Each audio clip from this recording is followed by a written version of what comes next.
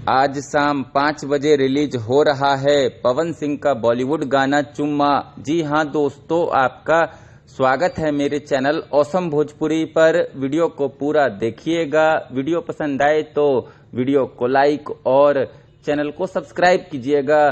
दोस्तों, अभी अभी पवन सिंह के बॉलीवुड गाने का पोस्टर रिलीज कर दिया गया है, जिस बॉलीवुड गाने का नाम चुम्मा है।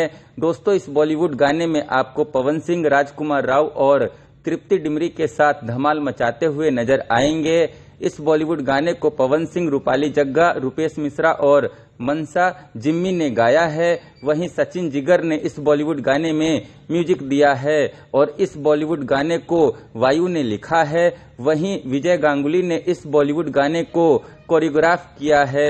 दोस्तों, इस बॉलीवुड गाने में हनी सिंह का रैप नहीं है, क्योंकि सिंगर के नाम में हनी सिंह का नाम नहीं दिया गया है। दोस्तों, पवन सिंह का यह बॉलीवुड गाना आज शाम 5 बजे रिलीज किया जाएगा टी सीरीज यूट्यूब चैनल पर। तो आप लोग पवन सिंह के इस बॉलीवुड गाने को जरूर अपना प्यार और आशीर्वाद दीजिएगा शाम 5 बजे टी सीरीज यूट्यूब चैनल पर। धन्यवाद। फिर मिलते हैं दोस्तों किसी नए वीडियो में।